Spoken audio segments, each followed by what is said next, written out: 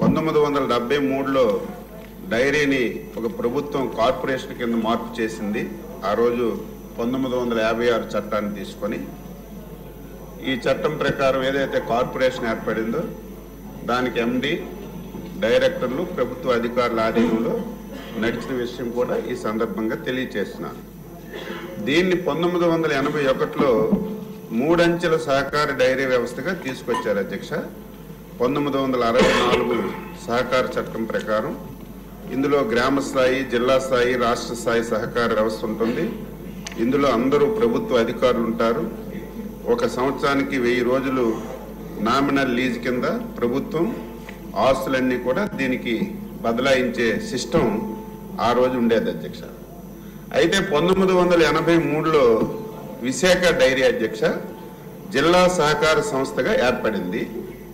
1995లో దీన్ని max act కింద తీసుకొచ్చారు. ఈ మ్యాక్స్ యాక్ట్ ఏంటంటే స్వయం ప్రతిపత్తి ఉంటుంది. అధికారులతో కూడినటువంటి విశాఖ డైరీగా 1999లో ఇది మార్పు జరిగింది అధ్యక్ష. దీన్ని 2004లో కోఆపరేటివ్ ట్రిబ్యునల్లో ఏదైతే వీళ్ళు ఈ సంస్థకి ఏవైతే ఆస్తులు ఉన్నాయో ఈ ఆస్తులన్నీ కూడా మాకే చెందుతాయని చెప్పి కోఆపరేటివ్ ట్రిబ్యునల్లో కేసు వేశారు అధ్యక్ష. ఆ రోజు కేసు వేస్తే ట్రిబ్యునల్ కూడా ఇది ప్రభుత్వ ఆస్తులు మీకు చెందవని చెప్పి ట్రిబ్యునల్లో కేసు కొట్టేయడం కూడా జరిగింది అధ్యక్ష. తదుపరి ఎవరైతే విశాఖ డైరీ వాళ్ళు వెంటనే హైకోర్టుకు ఆశ్రయించారు అధ్యక్ష. హైకోర్టులో కేసు నడుస్తుంది. డిపార్ట్మెంట్ కూడా మంచి లాయర్లకు పెట్టి ఈ ఆస్తులు ఎత్తి పరిస్థితుల్లో ప్రభుత్వం ఉండాలని చెప్పి మనం కోర్టులో కూడా వ్యవహారం నడుపుతున్న విషయం మీ అందరికీ ఈ సందర్భంగా తెలియజేస్తున్నాను అధ్యక్ష. ఇప్పుడే గౌరవ మా పార్టీ అధ్యక్షులు పల్లా శ్రీనివాసరావు గారు, వెలగపూడి రామకృష్ణ బాబు గారు చాలా విషయాలు చెప్పారు. అయితే నేను సమాధానంలో చెప్పాను, ఏదైతే ఉందో అదే చెప్పాను. ఈ మధ్యకాలంలో అధ్యక్ష ఏదైతే మీడియా ద్వారా కానీ తమరు ప్రెస్ మీట్ పెట్టారు. ఒకేసారి 3.5 రూపాయలు పాల ధర పెరిగిపోవడం, ఎక్కడైతే ఈ లబ్ధిదారులు ఉన్నారో, ఎవరైతే పాల ఉత్పత్తిదారులు ఉన్నారో ఎక్కడికక్కడ రాస్తారోకలు చేయడం, ధర్నాలు చేయడం ఒకేసారి తగ్గిపోయింది. పాల ధర తగ్గిపోవడం ఒక ఎత్తు అధ్యక్ష. దానా ధరలు ఒకసారి పెంచారు. దానా ధరలు తగ్గాలి, పాల రేట్లు పెరగాలి, అప్పుడే ఉత్పత్తిదారుడికి మేలు జరుగుతుంది. కానీ రివర్స్ అయింది. దీంతో పాటుగా ఈ మధ్యన ఒక 4 రోజుల ముందు విశాఖపట్నం కార్పొరేటర్ అధ్యక్ష మూర్తి యాదవ్ మా కోఆపరేటివ్ రిజిస్ట్రార్ గారికి ఒక లేఖ రాశారు. ఇది కోఆపరేటివ్ రిజిస్ట్రార్ పరిధిలో లేదు అధ్యక్ష, ఇది కంపెనీ యాక్ట్ కింద వెళ్ళిపోయింది.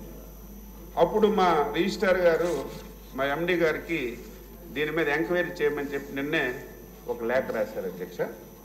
ఇప్పుడు ఏదైతే శాసనసభలో సభ్యులు వ్యక్తం చేసినటువంటి అభిప్రాయాలు కానీ, ఆందోళన కానీ, అదేవిధంగా పబ్లిక్లో కూడా ఉంది అధ్యక్ష. ఒక సభ్యులే కాదు, ఎవరైతే విశాఖ డైరీకి పాలు పోస్తున్నటువంటి పాల ఉత్పత్తిదారులందరిలో కూడా ఈ ఆందోళన ఉంది. ప్రభుత్వం ఎందుకు ఇంకా పట్టించుకోవడం లేదు. అయితే నేను కూడా, మీరు నాతో మాట్లాడారు, మీ ప్రెస్ మీట్ చూశాను, అదేవిధంగా సభ్యులు కూడా నా దృష్టిలో పెట్టారు. నేను కూడా స్టడీ చేశాను, మనకి ఏం అధికారాలు ఉన్నాయి, ఎంతవరకు మనం దీనిలో ఇంటర్ఫీర్ అవ్వగలమని అన్ని రకాలుగా చూసిన తర్వాత ఈరోజు శాసనసభలో సభ్యులంతా ఆందోళన చూసిన తర్వాత నేను ఒక ప్రతిపాదన తమ దృష్టిలో పెడుతున్నాను అధ్యక్ష. విశాఖ డైరీలో అవినీతి అవకతవకలు జరిగాయనే ఆరోపణలపై సమగ్రమైనటువంటి విచారణ జరపడానికి ప్రత్యేకమైనటువంటి సభా సంఘం స్పీకర్ గారు ఏర్పాటు చేయాలని చెప్పి నేను ప్రతిపాదిస్తున్నాను అధ్యక్ష. మీరు ప్రత్యేకమైనటువంటి సభా సంఘం పెట్టండి. ఈరోజు సభ్యులందరూ చెప్పిన అభిప్రాయాలు, ఇంకా ఎవరైనా సరే అర్జీలు ఇస్తే అర్జీలు అన్నీ తీసుకొని సమగ్రమైనటువంటి మరి రిపోర్ట్ ప్రభుత్వానికి ఇస్తే తదుపరి చర్యలు తీసుకోవడానికి అవకాశం ఉంటుంది. మీకు మళ్ళీ కోరుతున్నాను, దీని మీద ఇమీడియట్గా ఒక సభా సంఘం సభ అభిప్రాయం తీసుకొని వెయ్యాలని చెప్పి మీకు ఈ సందర్భంగా కోరుతున్నాను. థ్యాంక్ యూ అండి. విశాఖ డైరీ విషయంలో వచ్చిన అవినీతి అవకతవకల ఆరోపణలపై ప్రత్యేక సభా సంఘం నియమించాలని మంత్రి గారు ప్రతిపాదించారు.